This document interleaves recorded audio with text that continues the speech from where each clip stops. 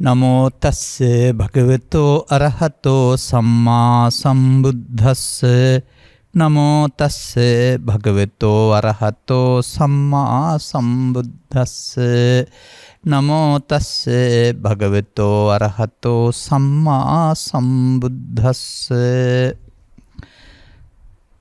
තස්මාතේ බාහ්‍ය එවං සික්ඛිතබ්බං දිත්තේ දිත්තමන්තං භවිස්සති සුතේ සුතමත්තං භවිස්සති මුතේ මුතමත්තම් භවිස්සති විඤ්ඤාතේ විඤ්ඤාතමත්තම් භවිස්සති එවං හිතේ බාහ්‍ය සික්ඛිතබ්බං තීති. ධර්මානුශාසනාවේ සදහැබර අනුග්‍රහක දායකත්වය දරන්නා වූ බවතුන් ප්‍රමුඛ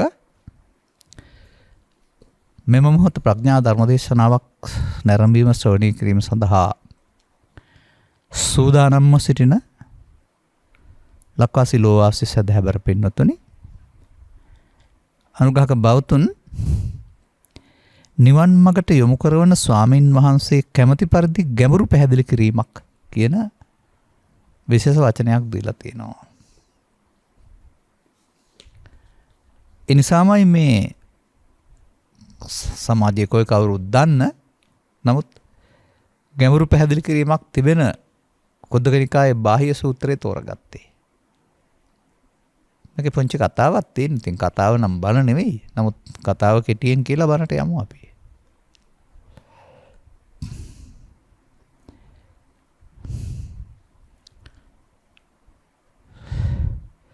බුදුන් වහන්සේ ජේතවනාරාමයේ වාසය කරනවා. නැවක් මෝදපත් වෙලා සුප්පාරක තොටට බාහ්‍ය ගොඩ ගහනවා. ඇඳුම් කිසිවක් තිබුණු නැහැ. ඒ නිසා සමාජයට මුහුණ දෙන්න බැරි නිසා කැලින් දර පොතු වෙන්න පුළුවන් සමහර විට වලින් නිර්වත ආවරණය කරගෙන තමයි ඔහු මිනිසුන් පේන්ට ආවේ. ඒ හින්දා තමයි ඔහුට නම බාහ්‍ය දරවැහැරි දරන බැවින් බාහ්‍ය දාරුචීරිය කියලා කියන්නේ. එදත් ඔය කොහොන් තපස් එහෙම නැත්නම් පිටපැත්තෙන් පෙන්නන මේ යෝගී ස්වභාවයන්ට දුක් දෙන ස්වභාවයන්ට මිනිසුන් ස්වභාවයෙන්ම ප්‍රිය කරලා තිබෙනවා. දැන් ඉතින් ජනයා විසින් සත්කාර සම්මාන කරනවා. ගරු කරනු ලබනවා, බුහුමන් කරනු ලබනවා, පුදනු ලබනවා.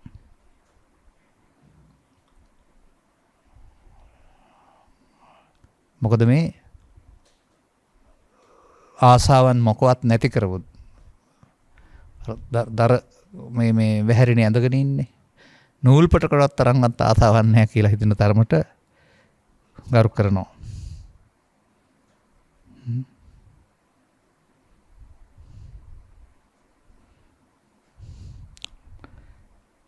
ඒ හින්දා බාහිරට හිතෙනවා ලෝකෙහි යම් රහතෙක් වාසය කරනවා, රහතන් වහන්සේ කෙනෙක්.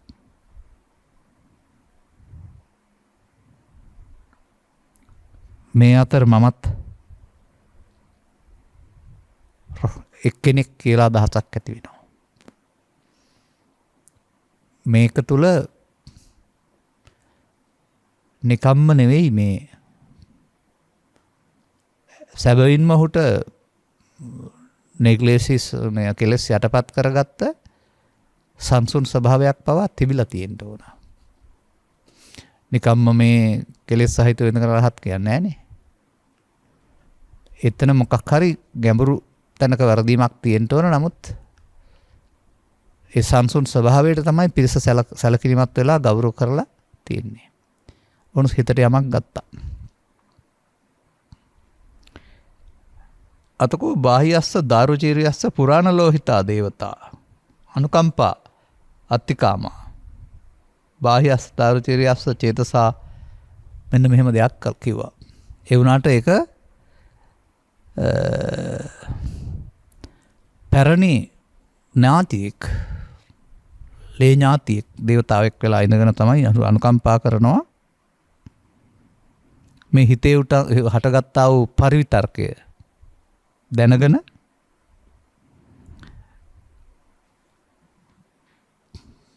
දාරුචේරියට පැමිණ ඇහෙන්නට කියනවා. නේවකෝ තං බාහි අරහා නාපි අරහන්ත මග්ගංවා සම්පන්නෝ. බාහි ඔබ රහතෙක් නෙවෙයි. රහත් මගට පිළිපන්න කෙනෙකුත් නෙවෙයි.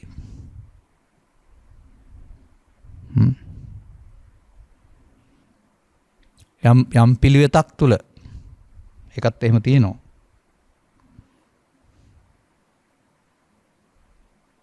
මේ නාපි අරහන්ත මග්ගංවා සම්පන්නෝ සමාපන්නෝ. මගටවත් පිළිපන් කෙනෙක් නෙමෙයි. එහෙම පිළිවෙතක්වත් ඔබට නැහැ. එතකොට අහනවා.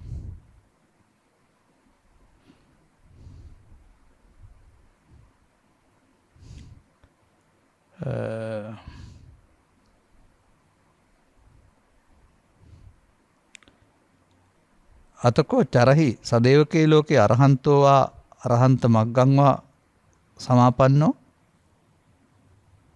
මේ ලෝකේ රහත් හෝ රහත් මගට පිළිපන්නා ඉන්නවද? අතිබාහි උත්තරේසු ජනපදේසු සාවත්තියං නාම නගරං තත්තසෝ භගවතෝ ඒතරහි විහෙරති. අරහං සම්මා සම්බුද්ධෝ සෝ බාහිය භගවා අරහචේව අරහන්තාය ච ධම්මං දේසේති. අන්න ඉන්න තැන කියනවා. උතුරු ජනපදයෙහි සවැත් නුවර භාග්‍යතුන් වහන්සේ වාසය කරනවා. උන්වහන්සේ රහත් එවං රහත් බව පිණිස ධර්මය අධදේශනා කරනවා.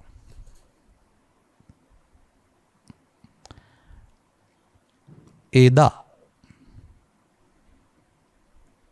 ඒ දෙසූ දහම තමයි සම්බුදු සසුන කියලා කියන්නේ. ඒ මුල් කරගෙන තමයි සසුන පවතින්නේ. මෙදා එහෙම නෙමෙයි ඒ වුණාට. බුදුන් වහන්සේගේ මේ ධර්ම චක්‍රය බාල කරලා අනාගත බුද්ධං වන්දති කියන තැනට පාර කැපිලා තියෙනවා. බොහෝ දෙනෙක් ප්‍රාර්ථනා කරනවා යනවා. ඇයි එතකොට මේ ධර්ම දේශනා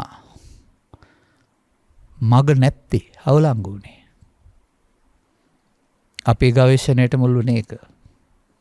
නිසා උළුවෙන් හිටගෙන කවුරු එහෙම කිව්වත් එහෙම වෙන්න බෑ. තථාගතවරු අදාළ යම් දෙයක් නැත්නම් ඒක වෙන්න ඕන කියන විශ්වාසය තුළයි අපි මේ පිළිබඳ ගවේෂණයන් කරමින් ඉන්නේ.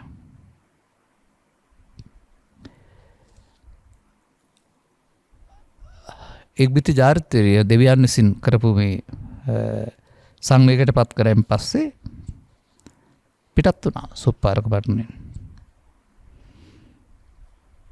පිටත් වෙලා සවැත් නුවර සමීපයේ ජේතවනාරාමයට එළඹලා භික්ෂුන් වහන්සේලා ඉන්නවා.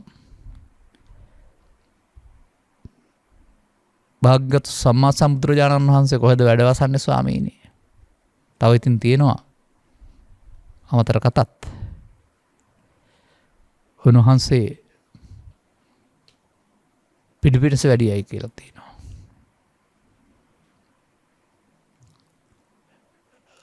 දැන් එක මග දිගු මග ගියාවින් කකුල් එහෙමත් තිමිලා තෙල් ටිකක් ගාගෙන බුදුහාමුදුරුවෝ වඩිනකන් ඉන්න කිව්වා කියලා තියෙනවා. මේ සූත්‍රේ නැති වුණාට සමහර මං අහලා තියෙන කතාවල.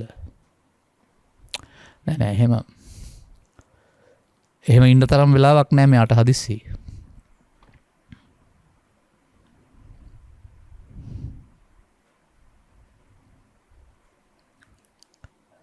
ජේතවනෙන් පිටත් වෙලා සවැත් නුවරට වැඩ ගිහිල්ලා පිළිපිලිස හැතරෙන්නා වූ ප්‍රසාදව වූ ප්‍රසාදාර වූ සංසුන් ඉඳුරන් නැති සංසුන් සිත් ඇති උතුම් වූ ඉන්ද්‍රිය දමනයට හා සමදයට පැමිණියා වූ කයින් වචනෙන් සංවර වූ අගතියට නොයනහින් ශ්‍රේෂ්ඨ නැත්තන් නාගනම් වූ භාග්‍යවතුන් වහන්සේ දුටුවා.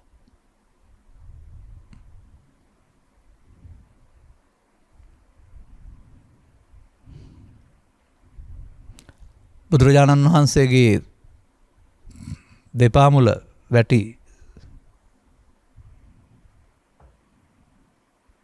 හිසින් වැටි භාග්‍යවතුන් වහන්සේට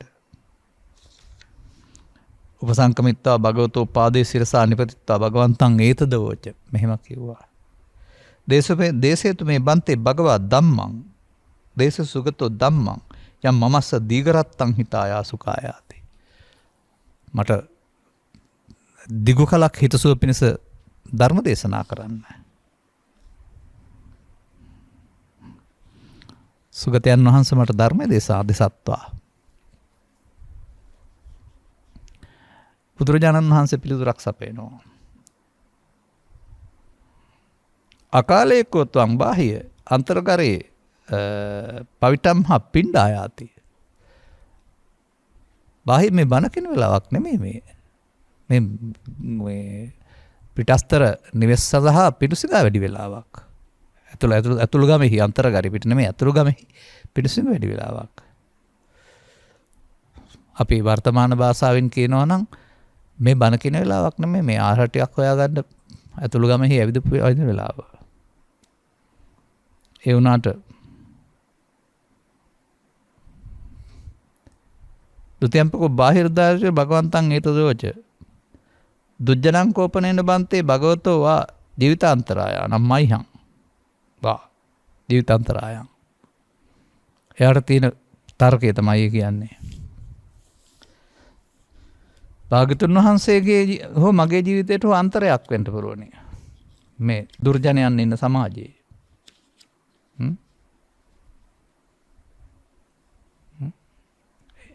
එහින්ද මට බොහෝ කලක් හිතසුව පිණිස ධර්මයේ දෙසන්න.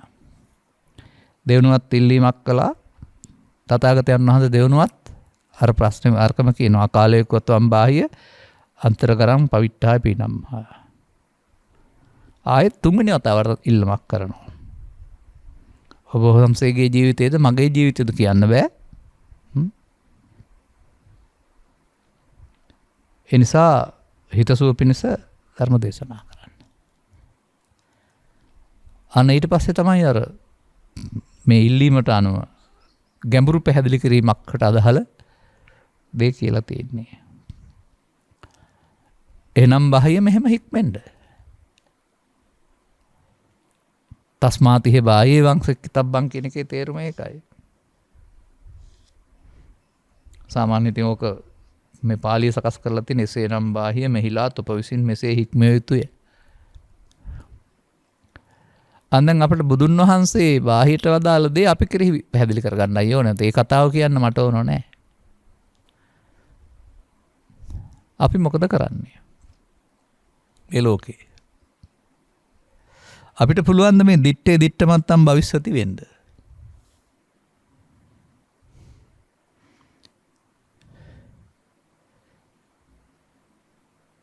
දුටු දේ දුටු පමණින්ම අවසන් වෙන්න වෙනවා. දුටු දේ කියන්නේ රූපය. ඇසුණු දේ කියන්නේ ශබ්දය. නාසයට දැනුණ දේ, දිවට දැනුණ දේ, සිතට දැනුණ දේ. එහෙමයි පෙන්වන්නේ. දිට්ඨ සුතමුත විඤ්ඤාතේ. දුටු පමණින් අවසන් කරන්න පුළුවන් වෙන්න ඕනේ.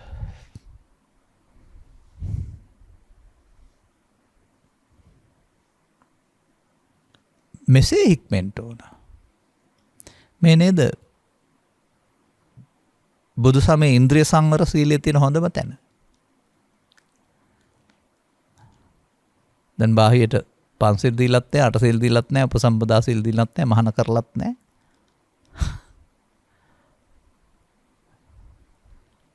ඒවා තිබුණත් කමක් නැහැ. ඒවා එකක්වත් නැතුවට කමක් නැහැ. මේක තේරෙනවා නම් කියලා තමයි මම දකින්නේ. ඒකයි මම කියන්නේ මේක ඔය බුදුවරුන්ගේ මේ එලි කිරීම වෙනස්ම දහමක්. දැන් අපි යමු අපි ගාවට. මොකද අපි කරන්නේ? අපි පුද්ගලයෙක්. පුද්ගලයා මව කුසෙන් බිහි වූ තැන් පටන් මැරෙනකල් ජීවත් වෙනවා. මොකද කරන්නේ? සබ්බං ඔබික්කේ දේසිස්සාමි. ඔන්න මම ඔබට සියල්ල දේශනා කරන්නට යන්නේ. අපි සියල්ලක් පාවිච්චි කරනවා.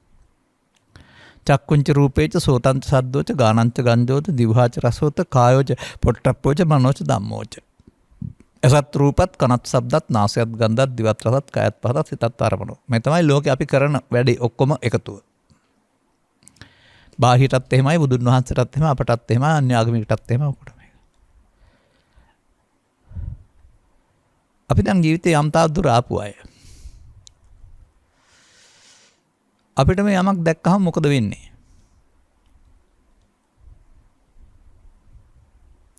දුටුපමණින් නතර වෙනවද? දුටු දෙයක් සම්බන්ධයෙන් ගුණාගුණ හරි වැරදි පිළිගැනීම් ප්‍රතික්ෂේප කිරීම කරනවද? අනේක හොයන්න ඕන.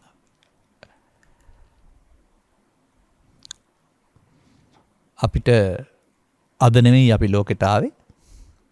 ඒ නිසා අපි රූපේ සම්බන්ධයෙන් හතුරු මිතුරු කැමැති අකමැති ආදී විවිධ අගයම් ටිකක් එකතු කරන් තියෙන්නේ. ඔය චිත්තාභ්‍යන්තර ගත කරලා තියෙන්නේ අපි. සමහර වෙලාවට පැහැදිලි කරනවා අදාළ ඇම වතුරට දාපුවම අදාළ සතා එළියට ඇවිදින් ඇම ගිලිනවා. අදාළ නැත්නම් එන්නේ නැහැ කියලා. ඇමේ රස දන්නා පුද්ගලයා සතා හැංගින දලා එළියට එනවා වගේ අපිට මේ බාහිර ජීවත් වෙනකොට උදේ පටන් රැ වෙනතුරු ඇසට හම්බ වෙන රූප ශබ්ද ගන්ධ රස කියන්නේ ඇමක්. පෘථග්ජන සමාජය හිතන්නේ ඒවැ පැණි තියෙනවා කියලා. ඒවැ තමයි ලෝකේ ලෝකෝත්තර සැප තියෙන්නේ කියලා. මේවා දකින්නකොට දකින්නට උදව් වෙන කාරණා පහුගිය දේශනාවල ඕන තරම් කියලා තිබුණට තේරෙනවා විස්තර කරන්න අවශ්‍ය නැහැ. ප්‍රසාදේ ගෝ රූපේ ආලෝකේ මනසිකාරයේ චක්කු සම්පස්සේ කියලා. අපට නිදහසේ දකින්න දෙන්නේ නැහැ. එයා හතුරාය, එයා මිතුරාය, එයා හොඳ කෙනාය කියලා අපේ හිත ඇතුලේ ඉඳලා එනවා විතර්කයක්. ඇතැම් විට කාම විතර්කයක් එනවා දුටුපමණින්. ඇතැම් විට ව්‍යාපාද විතර්කයක් එනවා. ඇතැම් විට විහිංසා විතර්කයක් එනවා. එහෙම නැතුව නිදහසේ බලන්න පෘථග්ජනයට දෙන්නෙම නැහැ. කොළපාට ලෝකේ කහපාට කණ්ණාඩියක් දාගෙන බැලුවොත්, රතු පාට කණ්ණාඩියක් දාගෙන බැලුවොත්, නිල් පාට කණ්ණාඩියක් දාගෙන බැලුවොත් ඒ පාටට අනුව තමයි පේන්නේ. මම ඔය කීපතාව පෙන්නන්නේ ළමා කාලේ මම කරපු වැඩක් කියලා ඒක. ලෝකෙ වෙනස් වෙලා නැහැ නමුත් කණ්ණාඩියේ පාටට ලෝකෙ පේනවා. මේ කණ්ණාඩියේ පාටට ලෝකෙ පේනවා වගේ දකින්නහන හැම දෙයක් සම්බන්ධින් ඔබ එකතු කරගත්ත අගේ නේද ඔබ මේ දකින්නේ. අද ඒක අද දකින්නේ. තරහ වුණා නම් දකින්නකොට ඔහු පිළිබඳව ව්‍යාපාද විතර්කේ තව ටිකක් හිතවන්න. ඇලුනා නම් දකින්නකොට තව ටිකක් ඇල්මක් ඇති කරගන්න. ඒ වගේම ඔබ යම් ආසාවක් කරනවා නම් දැක්කම ඒකට අදාළ දේ ඊටු කරගන්න. හරි හෝ වැරදි නීතියෙන් හෝ රහසින් හෝ විතර්කණය කියන්නේ ඒකයි. උපදිනවා. උප්පන්නං. ඔබට මේවා දකින්නකොට චිත්තාභ්‍යන්තරය ඔබ හදාගත්ත පරිදි කාම විතර්කයක්, ව්‍යාපාද විතර්කයක්, විහිංසා විතර්කයක් උපදිනවා. ඔබ දුටු දේද දැක්කේ ඇත්තද දැක්කේ? ඒ විතරක් නෙමෙයි මේ විතර්කයේ ඊට පස්සේ මොකද වෙන්නේ? ඒක විඳලා ඇලිලා ගැටිලා මුලා වෙලා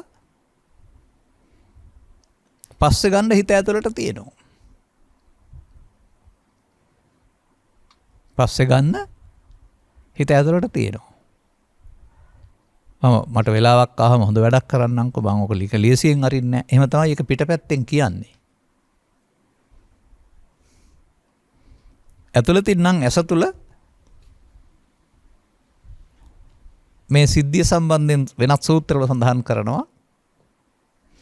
අර ඇතුළතින් විතර්කේ එන එක තින්නම් සංගති පස්සෝ කියලා. බාහිර හේතු නිසා අර ඇමට අදාළ සතා එනවා වගේ Tamanගේ විතර්කේ එනවා. ඒක දැන් විඳිනවා පස්සපච්චා වේදනා.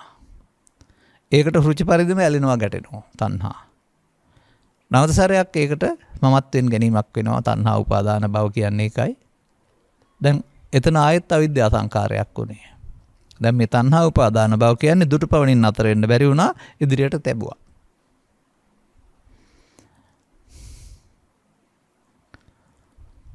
අන්න මිනිසා කරන දේ.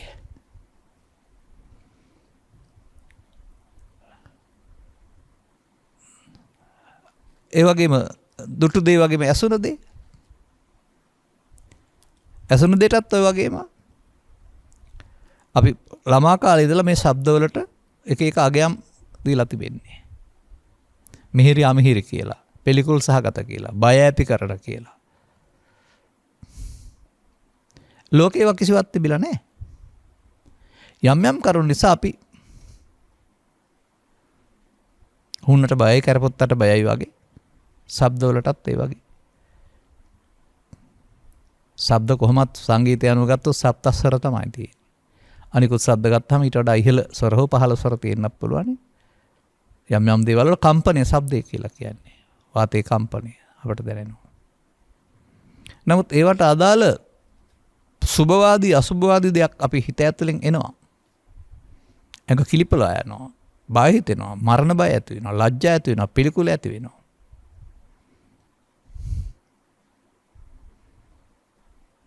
එතකොට ඔබට මොකද්ද ඇසූ දේ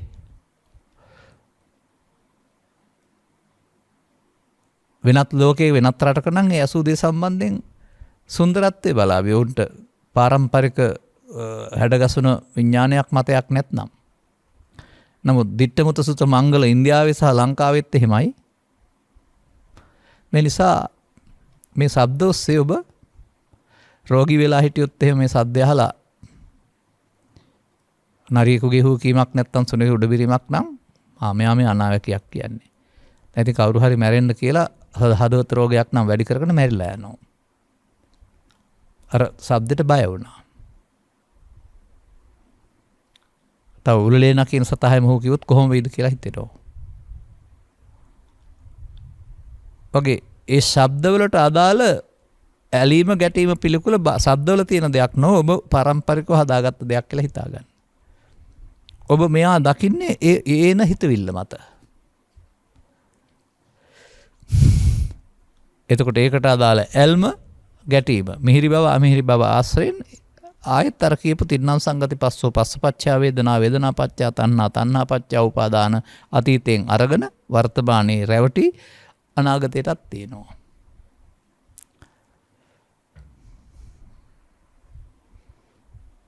බලන්න කල්පනා කරලා මේ පෙළට එන්න අවශ්‍ය ඔබ ළඟ තියෙන දේ මම මේ කියන්නේ. නාසයට ගත්තත් ගන්ධය සම්බන්ධයෙන් ඔය සිද්ධියමයි. ළමා කාලේ පටන් ඒවා සම්බන්ධයෙන් ගඳ සහ සුවඳ කියලා කතා කරලා ඇල්ම සහ පිළිකුල වර්ධනය කරලා සමහරුන්ට ඇල්මට පිළිකුල සමහර අයට පිළිකුලට ඇල්ම. එම ඒක තියෙන එක එක්කෙනාට තම තමන්ට රුචි පරිදි. නමුත් ඔවුන් හිතන්නේ ඒක ලෝකේ තියෙන දෙයක් කියලා. ඒ පිළිකුල හෝ ඇල්ම හෝ බාහිර ඒ වස්තුන්ගේ තියෙන නැත්නම් ඒ ගන්ධ කලාපයන්ගේ තියෙන දෙයක් කියලා ඔවුන් හිතන්නේ. ඔවුන් හිතින් හදාගත්ත කියන දන්නේ නැහැ. ඉතින් ඇඟපත වෙවුලා යනවා, පිළිපොලා යනවා. නැත්නම් වමන යන්න දෙනවා. නොයෙක් දේවල්. ඒ තියෙන අර තමන්ගේ හිතේ උපදින පිළිකුලේ ස්වභාවය. අහක බලා ගන්නවා, නාහේ වහ ගන්නවා. හොඳ නම් දිගට උඩට හුස්මක් ඇදලා බලනවා. ඒ අරමුණ කෙරෙහි ඔබ ඇලීමක් හෝ ගැටීමක් තිබෙනවා නම් ඒක ඒ මොහොතේ විඳිනවා ආයෙත්. දැන් ආයෙත් අර තින්නම් සංගති පස්සෝ පස්සපච්චා වේදනා. ඉඳපු පරිදිම ආපහු මොකද කරන්නේ? ඒකට ඇලිලා හෝ ගැටිලා උපාදාන බව නැත්තම් මමත්වයෙන් අරගෙන අනාගතයට. දැන් බලන්න ඇසේ කනේ නාසයේ දිවේ කය අරුණ රසින්ද ගියාපුවාම අතීතයෙන් අරගෙන වර්තමානයේ විඳ අනාගතයට තැබීමක් කරනවා නේද පෘථග්ජන සමාජය. මේ සසර හදනවා නේද? මෙතන ඔබට ඉවර කරන්න බෑ නේද? චිත්ත අභ්‍යන්තරයට නැවත ගන්න හේතු තබමින් ඔබ අනුසේති කරනවා. අනුසය ඉතුරු කරනවා. එබැවින් ඒක නිසා ඔබට ආයෙත් ලෝභ දේශ මොහ නැමැති සංකත ධර්මයන් හට ගන්නට ඔබ තබනවා.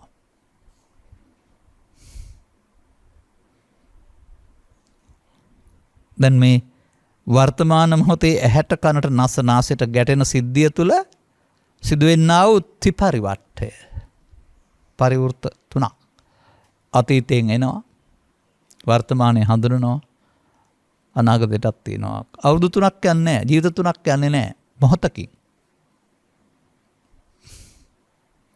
දැන් මොකද්ද? ඔබ දකින්නේ දුටු දේද? නෑ, ඔබ දකින්නේ අතීතය. ඔබ දුටු පමණ නතර වෙනවද? නෑ, අනාගතයට තියෙනවා. මේක තමයි මම ඔය වසර 6ක් 7කට පෙර උදාහරණයක් අරගෙන පැහැදිලි කළේ. හිටගෙන හිටපු පුද්ගලයෙක් එක පාදයක් ඉස්සරහට තිබ්බොත් දැන් එකක් පසු පාදයේ අනිත් එක ඉදිරි පාදයේ. පසු පාදයේ ඉන්න තැනට ගත්තොත් සමාන වුණා. ඉස්සරහට තිබුවොත් ඒක ඉදිරි පාදයේ වෙනවා, අරක පසු පාදයේ වෙනවා. එතකොට පසු පාදයේ අතීතය දැනට ගන්නකොට වර්තමානයේ, ඉදිරියට තිබුත් අනාගතය. දැන් අර ඉස්සරලා ඉදිරි පාදයේ දැන් පසු පාදයේ වෙලා. ඒක එතෙන්දගෙන ආව සමපාද ඉස්සර තිබුත් ඉදිරි පාද. දැන් මේ කකුල් දෙක මාරු කිරීමේදී අතීතයෙන් අරන් වර්තමානය හරහා ඉදිරියට තැබීම තුළ ලෝකෙ වටා ගමනක් යන්න බැරිද මිනිස්සෙකුට? සාගර හරහායිමත් පාලම් හරි මොනවා හරි දාලා තියෙනවනම් කරන්නේ එක ගමනක් මාරුවක් විතරයි, පාමාරුවක් විතරයි. නමුත් ඒ පාමාරුව අතීතයෙන් ගැනීමක් වර්තමානය හරහා ඉදිරියට තැබීමක් තියෙන නිසා නේද ගමනක් යන්නේ. ගමන කියන්නේ ඒක නේද? ඔබට ඔබේ අරමුණ තුළ දකින්න පුළුවන් ද අතීතයෙන් අරන් වර්තමානයේ විඳ අනාගතයට තැවීමෙන් සසර ගමන හැදෙනවා කියන එක? මේකට අනුලෝම පටිච්චසම්පාදය කියලා කියනවා කියලා ඔබ දන්නවද? ඇස තුලත්, කන තුලත්, නාසය තුලත්, දිව තුලත් මේ පස්සපච්චා වේදනා, වේදනාපච්චා තණ්හා, තණ්හාපච්චා උපාදාන, උපාදානපච්චා භව කියන මේ අතීතයෙන් අරගෙන වර්තමානයේ විඳ අනාගතයට තැබීම බුදුරලෝට හෙළි කළා වූ පැවැත්ම පිළිබඳ ගැඹුරු අභිධර්මයේ බව තේරුම් ගන්නවද? පැවැත්ම පිළිබඳ ගැඹුරු අර්ධමය. දැන් ඉතින් පුතග්ජන කියන පුද්ගලයා 5 ඉඳගෙන 8 ඉඳගෙන 10 ඉඳගෙන තවත් ඉහළ ඒවා ඉඳගෙන මේ දොරට හම්බ වෙන දොරවල්ට හම්බ වෙන කාරණා පව්හා පින් සහ ධාන වශයෙන් බෙදාගෙන අතීතයෙන් ගන්නවා, වර්තමානයේ විඳින, අනාගතයට තියෙනවා. ඒකට ඉතින් ඊට පස්සේ කියනවා අපුඤ්ඤාභි සංකාර පව් රැස් කරනවා, පුඤ්ඤාභි සංකාර පින් රැස් කරනවා, අනිජ්ජාභි සංකාර ධාන කුසල රැස් කරනවා. අපට අදාළ නැහැ අනිජ්ජාභි සංකාරය.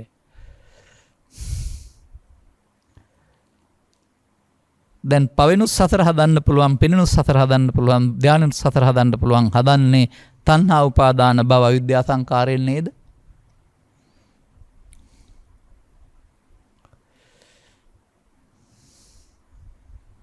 ඇයි අපට මෙහෙම වෙලා තියෙන්නේ?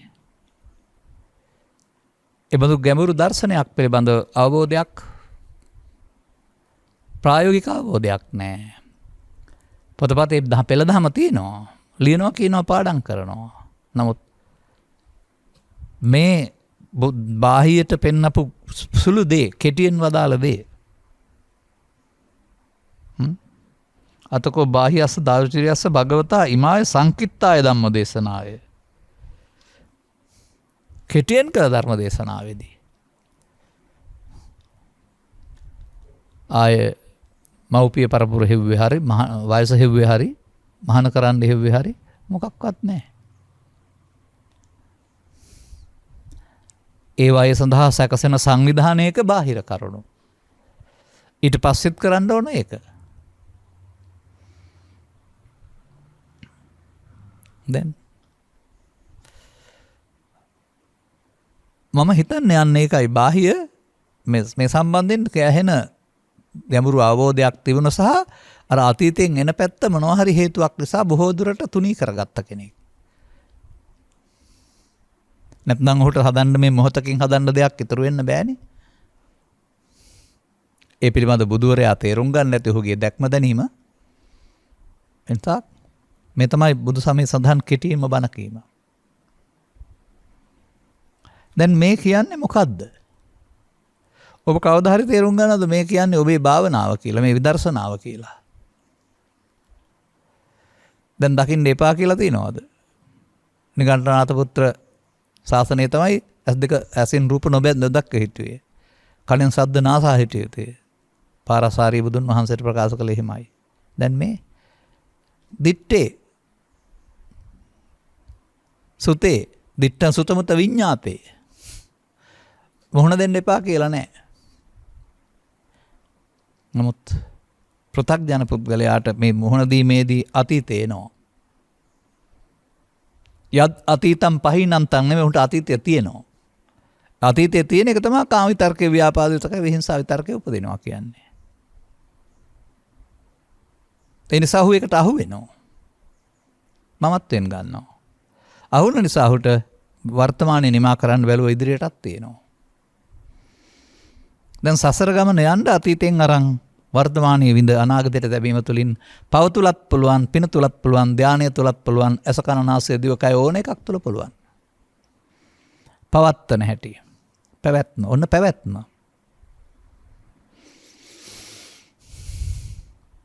දැන් දිත්තේ දිත්ත මතම් භවිෂති. ඔබට එහෙම පුළුවන් වෙන්නේ අතීතය ඇවිදින් ඉවර වුණ දවසට. අර හදාගත්ත විතර්කය එන්නේ නැති දවසට. එහෙනම් එතකල්ම ඔබ ඒ අතීතයෙන් එන කොටසට එකතු වීමේ පුරුද්ද වෙනුවට අර පහාන සංඥා ප්‍රහාණය කරන්න. අතීතයේ මල එකක් බව දැනගෙන, Taman හදාගත්ත මුලාවක් බව දැනගෙන, මේකට එකතු වුණොත් මමත්වෙන් අරගෙන අනාගතය හැදෙන බව දැනගෙන, මේකට එකතු නොවීමෙන් වර්තමානයේ හරහා අනාගතය නොහදන්නට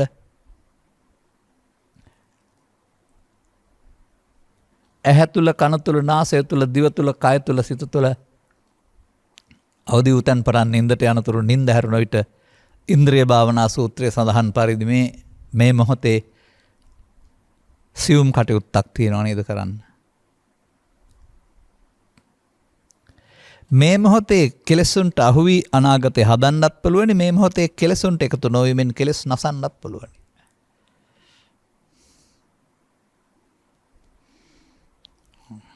දුටු දේ කියමු අපි හැට ගැටෙනකොට තමන්ගේ හිතට එන දේ. විපුදුනා කාම විතර්කය. අදිවාසීති නප්පජහති වුණොත් එකතු වෙලා අනාගතේ හැදෙනවා. නාදිවාසීති පජහති වුණොත් මොකද වෙන්නේ? අතීතය ආවා නමුත් වර්තමානයේට එකතු වුණේ නැහැ. ඒක විඳින්න ගත්තේ නැහැ. මමත්වෙන් ගත්තේ නැහැ. වර්තමානයේට එකතු වුණේ නැත්නම් අනාගතේ හැදෙන්නෙත් නැහැ. දැන් දුටු පමණින් නතර වුණා නේද?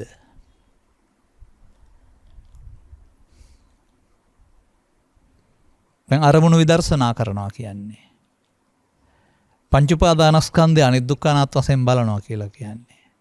මරණ සතිය වඩනවා කියලා කියන්නේ. මේ හටගන්න දේ හටගත්තාම එකතු වුණොත් අනාගතේ හැදෙනවා, එකතු නොවුනොත් මැරෙනවා. උපන්න අකුසල් දුරු වෙනවා. අව හදාගත්ත දේවල් ඇවිදින් ඉවර වෙනවා. දැන් මොකද්ද මෙහෙම කරනවා නම් වෙන්නේ? සසර හැදෙනවද? සසර හැදෙන්නේ අනාගතේ හැදෙන එක නිමා වෙනවද?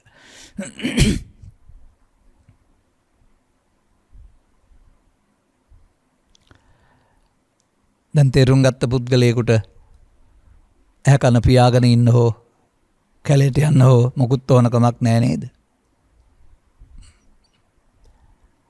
මේ සිද්ධිය තේරුම් ගත්තා නම් අපි මේ හරඹයක් කරන්නේ ලෝක ජීවත් වෙනවා කියලා අනිත් අයත් එක්කලා ජීවත් වෙමේදී අපි සිතුවිලි වලින් හරඹකේ දීලා බාහිර හමු වෙන කාරණාවට ඇතුළතින් ගන්න ප්‍රතිචාරය අනුව ලෝභ අවුස්සගෙන, ද්වේෂ අවුස්සන, මෝහ අවුස්සන ගැටුම් හදා ගන්නවා තව.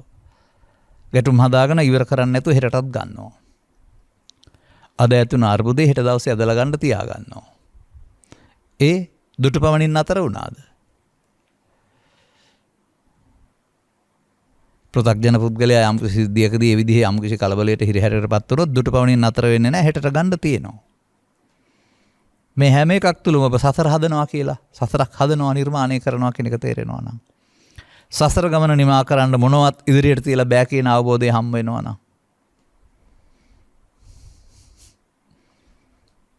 මේ මොහොත අතීතෙන් එන්නත් ඕන. මොකද ඒවා උපන්න කුසල් දුරු කිරීම කියලා පැත්තක් තියෙනවා. ඒ උදුරු වෙන්නත් ඕනේ. හැබැයි නූපන්න කුසල් නූපදීම වෙන්නත් ඕනේ. ඒ මොහොතේම. එතකොට ආපු දෙයට එකතු නොවීමෙන් අතීතයේ මොකද වෙන්නේ? මරණයටපත් වෙනවා. එකතු නොවීමෙන් වර්තමානයේ හරහා අනාගතයට නොතැවීමෙන් නූපන්න කුසල් නූපදිනවා. දැන් මේ සඳහා වීරිය කරන්න ඕන නේද? සම්මා වායාමයේ නේද මේ? හිත හදන දහමක් කියලා කියන්නේ.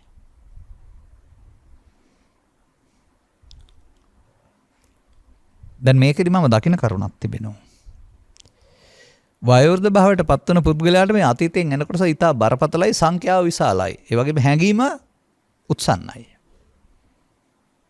එතකොට ඔහුට සිහිය පාවිච්චි කරන්න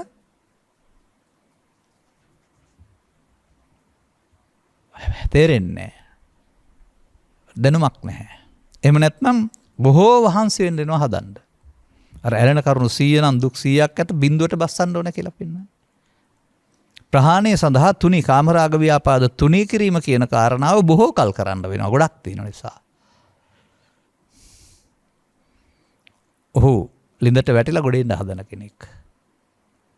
මේ නිසා තමයි සිදුහත් චරිතය ඇතුළු චරිතවල නව යවුවනේ කලු කෙස්සුදු වෙන්න පෙර මේ මෙන්න මේ අතීතයෙන් එන එක වර්තමානයේ හරහා අනාගත හදන එක වළක්වන්න ඒක තමයි කෙලෙස් තවන තපසට ගියා කියලා කියන්නේ. අදටත් මා දකින්න අවුරුදු 20 25 තරුණ දරුවන්ට මේක තේරුම් ගන්න පුළුවන් නම් ඕන්ට අර වැඩිහිටියන්ට වඩා හරිම පහසුයි. ඉක්මන්. සතර හදන එක වෙනුවට ගමන නිම කරන්න. එහෙනම් මේ ජීවත් වෙලා ඉවර වෙලා බුද්ධාගම රකින්න සීල රකින්න වැඩිහිටි පරම්පරාවේ බ්‍රාහ්මණ මතයේ වෙනුවට මේ පිළිබඳ ගැඹුරු අවබෝධයක් ඇති කළ යුතුයි තරුණ දූ ලපුතාලට. ඔවුන් ඒ තමන්ගේ අධ්‍යාපන රැකියා ආදී කටයුතු වලදී මේ කියන මේ ලෝකයේ ඇති වෙන අවුල ඇති නොවෙන්න මේ විතර්ක වලට ප්‍රහාණය තේරුම් ගත යුතුයි.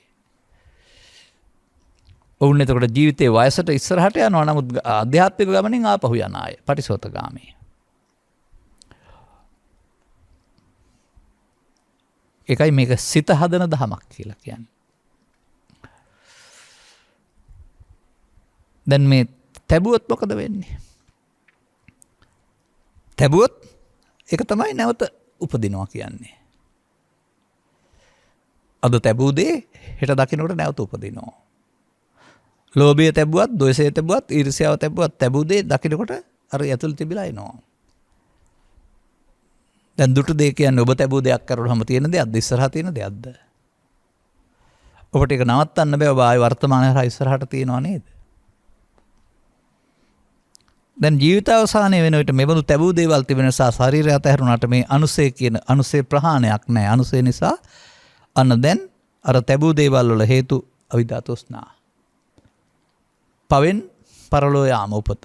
පිනෙන් පරලෝ යාම උපත. ධානයෙන් පරලෝ යාම උපත. අර තැබීමට කියන්නේ උපාදාන. උපාදානස්සකෝ හං වච්ච. උපාදාන සහිත වීමෙන් සතර හදන්න පුළුවන්. ඉතින් ඔබ බෞද්ධයෙක් වශයෙන් නිපදිලා මේ පවතින සම්මත ආචාර ධර්ම තුල දසවස්තුක සම්මාදිට්ඨිය තුල හික්මිලා සතර හොඳ පැත්තට හදන්න විතරයි නේද දැනගෙන හිටියේ. බුදුවර ලෝකයට පහළ වෙලා සතර ගමන නවත්තන්න. සංසාර සාරෝග විනීත නිසං සතර සැඩපහර නවතා. නවතපේක හොඳයි බුදුරජාණන් වහන්සේ නමස්කාර වේවා කියලා උන්වහන්සේට උදේ දවල් හවස මල් පහන් පූජා කරලා වැඳලා පින් සිද්ධ කර ගන්නවා. ඒකෙන් උන්ට සතර හැදෙනවා. නතර කරන්න හම්බ වෙන්නේ නැහැ. මොකද හොඳ පැත්තට ගමන හොඳයි කියලා හිතන නිසා. ඒ නිසා අපි මේ හොඳයි නරකයි බෙදාගත්ත කාරණා පින් හොඳයි පව් නරකයි බෙදාගත්ත කාරණා පෘථග්ජන මට්ටමේ හොඳ නරක. ආර්ය සත්‍යයේදී මේ බෙදාගත්ත කාරණා උපාදානයේ නරක උපාදානයෙන් මිදීම හොඳ. අන්න එහෙමයි හරියන්නේ. එතකොට කුසල් අකුසල් කියන පදයට එන්නේ පින්පව් කියන අර්ථය නෙමෙයි. දැන් ලෝභ දේශ මොහ අකුසල්, ලෝභ දේශ මොහ මූල අකුසල් මුල්. කුසල් කියන්නේ ලෝභ දේශ මොහ අලෝභ දේශාම. ඒවා නැති එක. අකුසලයෙන් වෙන්නේ මේ කුසලයේ. තථාගතයන් වහන්සේ ඔය අවුරුදු 6ක දුෂ්කරක්‍රියා සමය තුළ නැත්නම් ජීවිතය තුළ ඉන් එහාට ගිය පාර ගැන කියන්නේ කිං සත්‍ය කිං කුසල. ඊට එහා දෙයක් නේද කුසල් කියලා හොයලා තියෙන්නේ.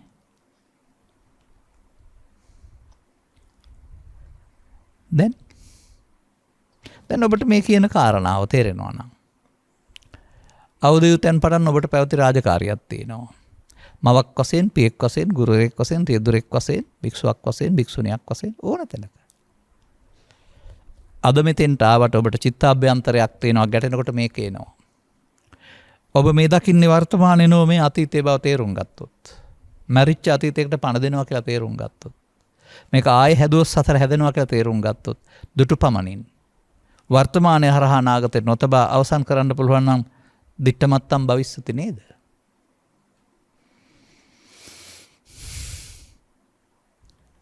දැන් මේක නේද මේ පංච උපාදානස්කන්ධය අනිදුක්ඛානස්සෙන් බලනකොට සෝවාන් වෙනවා කියලා කියන්නේ.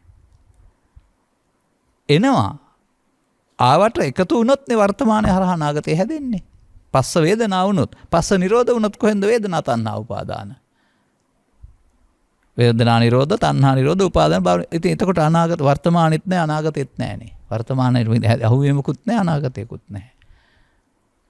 නැවත නැවතත් මේක බලමින් වාසය කිරීමට අනුපස්සී විහෙරති කියලා කියනවා නේද? ඔන්න බාහියට බුදුරජාණන් වහන්සේ ඉන්ද්‍රිය භාවනා සූත්‍රය ඉගෙනනවා. තමන් හදාගත්ත කොටස ආශ්‍රව ඒවා එනවා. ඒවට එකතු වුණොත් ඒවා ෂය වෙනවා.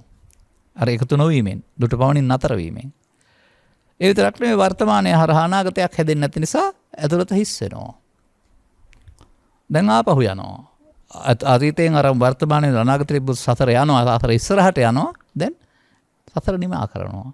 අර අතීතයෙන් අර වර්තමානයේ අනාගතෙත් තියෙන අනුසෝතගාමි. අතීතයේ ඇවිදින් එකතු නොවි අතහැරනකොට වර්තමානයේ අනාගතේ නැති වෙන එක පටිසෝතගාමි. දැන් සතර හදන තැනම සතර කඩන තැන. අර තැබීමෙන් නම් හැදෙන්නේ නොතැබීමෙන් සතර කැඩෙන්නේ.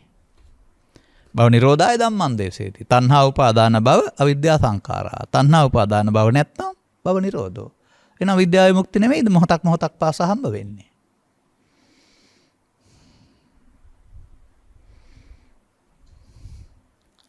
ඔන්න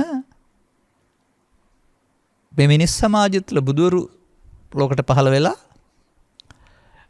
මේ මොහොතේ ජීවත් වෙමින් මේ මොහොත අතීතයත් සුද්ධ කරගන්න වර්තමානයේ හරහා අනාගතය කිලුට කරගන්න නැති වෙන්න හැසිරෙන හැටි. දැන් මේ අරියකන්ත සීල. ආර්යයන් කැමති මේ ශික්ෂණයේ සීලවත් වෙන්න. සතර හදන්න නෙවෙයි. ඒක අහගෙන ඉඳලා ඕනනම් කෙනෙක් කියන්න පුළුවන් මෙලෙවේ දෙයක් තේරෙන්නේ නැහැ කියලා. අලුත්ම කෙනෙකුට. නමුත් කලක් තිස්සේ ධර්ම ශ්‍රවණය කරගෙන ආවා නම් මේ පෙන්වන පෙළ පොතේ තියෙන පෙළ නෙමෙයි ඔබේ ඇසේ කනේ නාසයේ සිදුවෙන පමාදවාදී පෙළ දහම සහ අපමාදවාදී පෙළ දහම මේ. දැන් බාහිරට පමාදවාදී පෙළ දහම තේරුණා ඒක නවත්තන්න පුළුවන් වුණා. තව ටිකක් එතන හැදෙන්නේ නැති. එහෙම නැත්නම් මේ කියන විදිහට එහෙම හොතේ නැත්නම් පස්සේ හරි. අපට ඕනේ යාට ඒක උනේ කොහොමද කියලා දැනගන්න නෙමෙයි අපිට මේක වෙනවද? නමුත් අපට ඒක එකකින් ඉවර කරන්න කියන්නේ අනුපස්සී විහෙරති. අර හදාගත්ත කොටස මූලයේ ෂය වෙනතුරු ඇවිදින් ඉවර වෙනතුරු එන්න අරින්න දෙන්න ඕනේ. හංගලා තියලා හරියන්නේ නැහැ. ඒ මූලයට තියෙන උපන්න කුසල් කියලා ඇවිදින් අතහැරෙනවට දුරු කිරීම කියලා කියනවා. එහෙන් යන්න හංගන්න දෙයක් නැහැ. ඉස් කරනවා. දැන් ඔන්න ඔබට අවස්ථාව තිබෙනවා තේරුම් ගන්න පුළුවන් නම්. දැන් යම් කිසි පුද්ගලයෙකුට මේක ගැටෙනකොට විතර්ක ආවෙන් පස්සේ ඔහුට සිහි කල්පනාව නැහැ. ඒවා මත ඔහු මෙහෙවන රුකඩයක් වඩටපත් වෙනවා. දැන් ආයෙත් එතකොට ඔහුගේ ළඟ ක්‍රියාත්මක වෙන්නේ ලෝභය නැමැති, ද්වේෂය නැමැති, මෝහය නැමැති මමනේ. ඉතින් ඒකනේ වර්තමානයේ තුල සමාජය දකින්න හම්බෙන්නේ අර්බුද ගැටුම් කියන ස්වභාවයෙන්. ඔවුනොවුන් මේ ප්‍රශ්න අල්ලාගෙන විතර්කයෙන් කටයුතු කරනවා. කාන්ති කියන එක ගෑවිලාවත් නැහැනේ බෞද්ධ අවස්ථාවක. නමුත් ඒ තේරෙන්නේ නැති නිසා එයම දුරු කිරීම සඳහා අවස්ථාවක් බවට පත් කර ගැනීමට බුදුන් වහන්සේ අන්න පෙන්වනවා. මේකට එකතු වීම වැරදි, එකතු නොවි අවසන් කරන්න, දියුණු කරන්න විරති වෙන්වීම.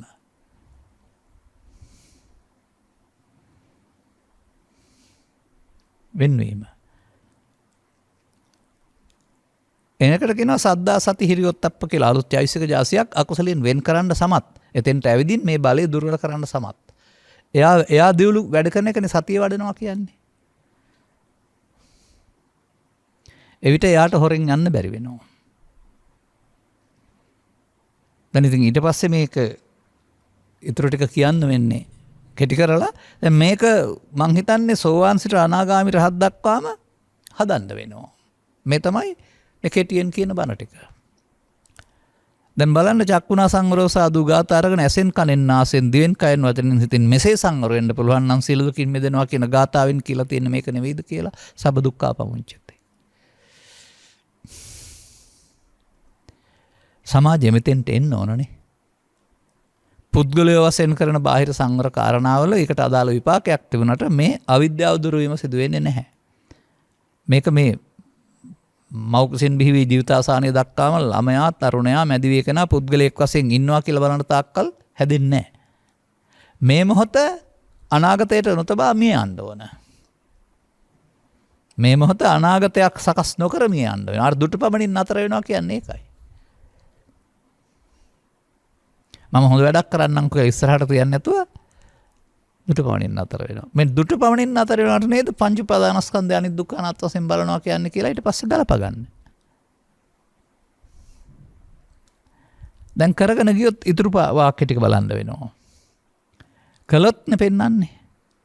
යතෝචකෝ තේ බාහිය දිත්තේ දිත්තමන්තම් භවිස්සති. දිටසුතුමත විඤ්ඤාතේ ඔබට පුළුවන් නම් මේ විදිහට මේ දොරවල් හයෙන්ම අතීතයේ ආපු දේවල් හිස් කරලා අනාගතයට නොතියා ඉවර වුණ තැනක ඉන්නට.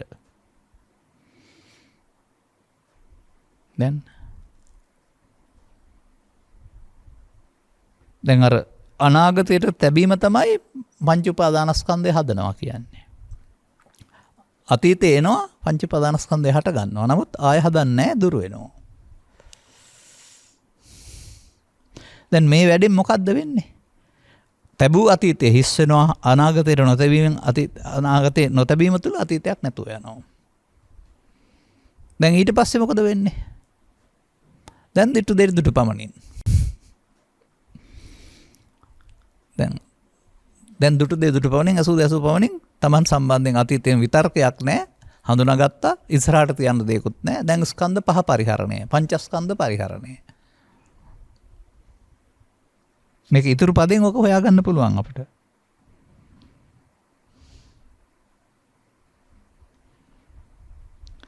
තතෝ ත්වං බාහිය න තේන.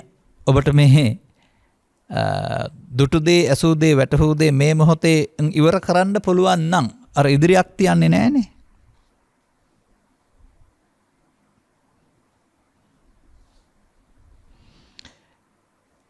ඒ හේතුවෙන් නුඹ ඒවා සමග නොබැඳුණු තැනැත්තෙක් වන්නේය. රූප, ශබ්ද, ගන්ධ, රස, පොට්ටබ්බ තණ්හා නැති කෙනෙක් වෙනවා. එතන ඔබ නැහැ. ඔබ නැහැ කියන්නේ මොකද්ද? මමත් නැහැ කියන එක මං හිතන්නේ.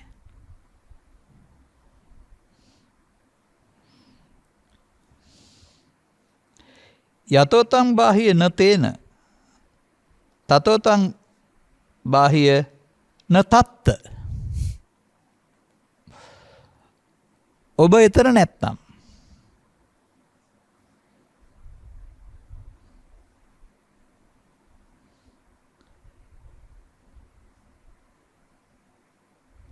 එවිට ඔබ එතනත් නැහැ. එහෙත් නැහැ. තත්ත එහෙත් නැහැ.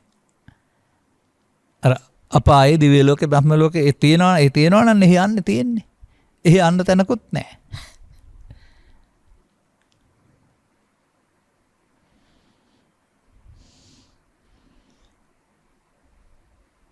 යතෝ තම් බාහිය න තත්ත තතෝ තම් බාහිය නේවිද න හුරං න උභයාන්තරේ.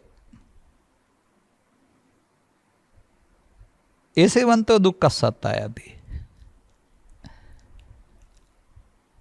එහෙත් නැහැ මෙහෙත් නැහැ දෙකට අතරත් නැහැ කියලාත් කියනවා. මේවා කෙරෙහි මේ රූප ශබ්ද ගන්ධ රස ස්පර්ශ කෙරෙහි බඳුන තැනැත්තෙක් වන්නේ නම් එකල්හි මෙලොවද උපදින්නේ නැහැ. නේව ඉද මෙහෙත් නැහැ. නේව හුරං එහෙත් පරලවත් නැහැ. ඒ දෙකට අතරත් නැහැ. අන්තරා භව එහෙම කියලා කෙනෙක් වෙන්න සමහර විට.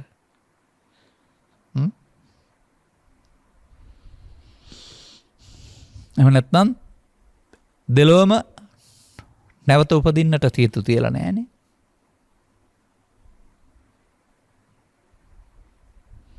ඒසේවන්තෝ දුක්ඛසත්තායති. දුක පිළිබඳ කෙලවර මෙයයි. දැන් දුක් කෙලවර කිරීම සඳහා බඹසර හැසිරෙන්න බුදුන් වහන්සේගේ සම්මා දුක්ඛස්ස අන්ත ක්‍රියාය. මම සාසනේ උසිතම් බ්‍රහ්මචාරියම් මගේ සසනේ බඹසර හැසිරෙන්න මනාකොට දුක් කෙලවර කරන්න. දැන් යමක් කරන්න තියනවා නේද? නොදන්නා කාලයේ සසරට බැඳීම තුලින් මේ සංසාර චක්‍රය අතීතයෙන් අරන් වර්තමානයේ ඉඳන් අනාගත වෙන මේ භව චක්‍රය රවුමක්නේ මොහොතක් පාසා. ඒකට අහු වෙලා අපි ඉතින් අහු වෙන පැත්තට යනවා. අපාය යනවා, දිවි ලෝක යනවා, බ්‍රහ්ම ලෝක යනවා. ඒ ඔක්කොම තණ්හා උපාදාන අවිද්‍යා සංඛාරා භවගාමී බව මේක පෙන්නනවා.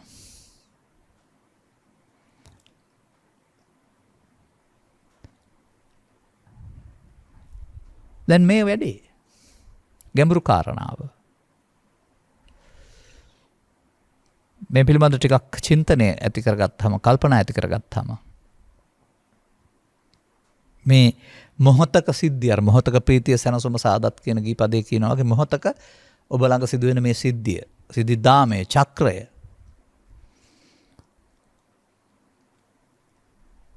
කියලා දෙන්න කෙනෙක් නැති බැවින් මිනිසුන්ට සසර හදන්න පුළුවන්.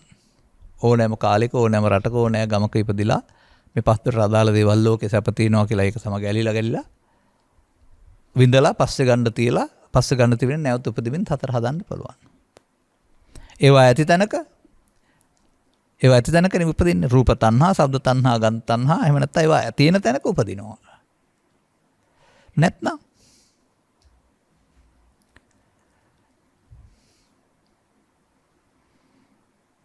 දුක් කෙලවර නම් මෙයයි.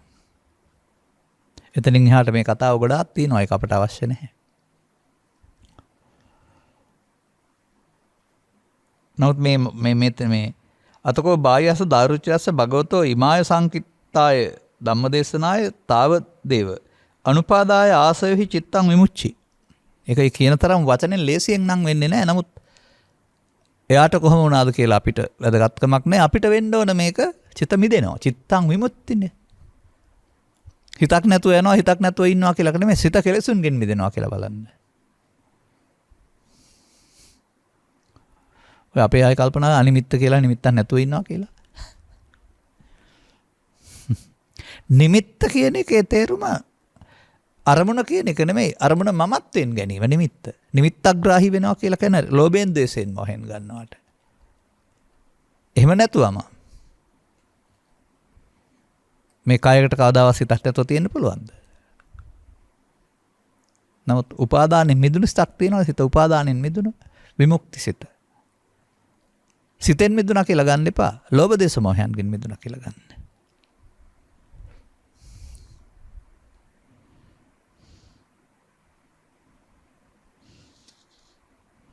බුදුන් වහන්සේ මෙහෙම අවවාද කරලා වැඩියයි කියලා තියෙනවා. ඉක්බිති භාගතුන් වහන්සේගේ සංස්කෘත ධර්ම දේශනාවෙන් එකෙනෙහිම දාරුචීරිය බාහියගේ සිත උපාදාන රහිතව ආශ්‍රයන්ගෙන් සිත උපාදාන රහිතව ආශ්‍රයන්ගෙන් මිදුනේ. සිතින් මිදුනේ නෙමෙයිනේ.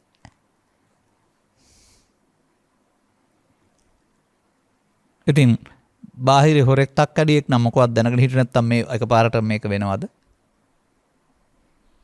අර බාහිර රහත් කියලා හිතුවේ යම් කිසි සමාධියක් හදාගෙන අනිත් අය සලකන නිසා ඒකට ගැළපෙන විදිහේ දුෂ්කර කෘත්‍යයක් රැකලා එහෙම නැත්නම් ඔහු අර සුප්පාරකතුරින් එනකොට මේවා පිළිබඳව දැනගෙන හිටපු කෙනෙක් වෙන්න ඇති යම් මට්ටමකට. මේ ආයන්න දන්නේ නැති බාහිය කෙනෙක් නෙවෙයි මේ. මේ පැත්ත පිළිබඳව තේරුම් ගත්ත කෙනෙක්. මේ සමාජයේ ඉන්න යම් පින්නතුන් කලක් තිස්සේ මේවා පිළිබඳව පරිහරණය කරලා වචන දැනගෙන අප සමග කතා කරනකොට කියන්නේ බොහෝ කල් මේවා හෙව්වා අපිට මේ තැන් වල යම් ගැටලු තිබුණා. දැන් නම් ලිහිලා තියෙනවා කියලා. බාහිරට උනේ මොකද කියලා බලන්න නැතුව ඒ කතාව බලන්න ඔබට මේ දිට්ඨ සුතමත විඤ්ඤාතේ මෙතන අනාගතයක් නොහදා ඉවර කරන්න පුළුවන්ද කියලා. අතීතේ ඇවිදින් ඉවර කරන්න, අනාගතේට නොතබා ඉවර කරන්න. ඔබ මේ කරනවා නම් ඔබ උපන්න කුසල් දුරු කිරීමට ගන්නා වෑයම කරනවා, නූපන්න කුසල් නොවතීමට ගන්නා වෑයම කරනවා.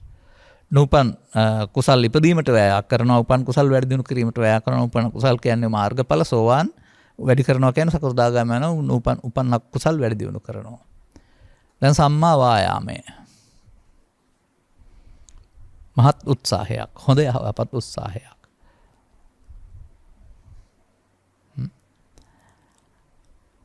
අන්න අප සඳහා මම එක ඉඳලා හිටලා දවසකදී පැහැදිලි කරනවා.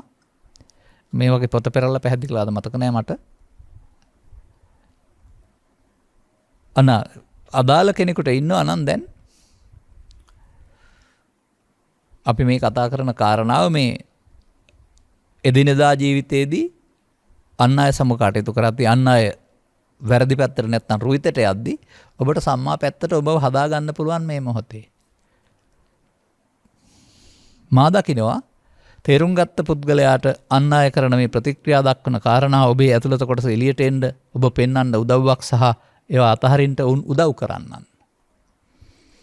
ඔබ උන් සමග කොක්ක දාගන්න ගියොත් උදව් කරන්නන් නෙමෙයි කාර්ය බවටපත් වෙලා ආයෙත් ඔබත් ඒ ගොඩට වැටෙනවා. නමුත් මේක නිදහස් වෙන්න ඕන නම් හංගලා තියලා බෑ එන්න ඕනනේ. එන්න ඕන නම් කාරණා දෙන්න වෙනවා. මේ කාරණා දෙන එක තමයි ටික ටික තුනී වෙන්නේ.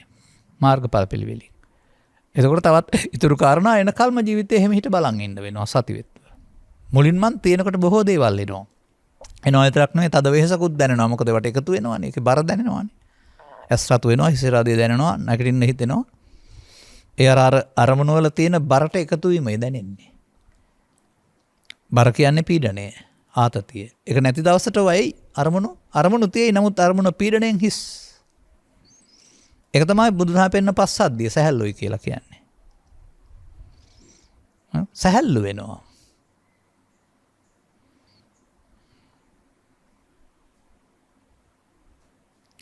අදාළ කරුණු කල්යාණ මිත්‍ර සේවනයක් තුළ, සාකච්ඡාවක් තුළ, ධර්ම ශ්‍රවණය තුළ තේරුම් ගන්න වෙනවා.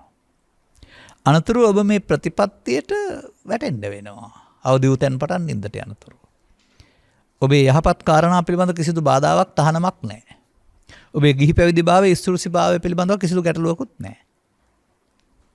ඔබ උපසම්පදාද නැද්ද කියන එක පිළිබඳව ගැටලුවකුත් නැහැ. එහෙමයි මේ ඇතුළතට ගියාම ඇත්ත සිද්ධිය. මේ වැඩේ වුණොත් කාගේවත් සම්මාන ප්‍රශංසා මොනවත් නැති වුණත්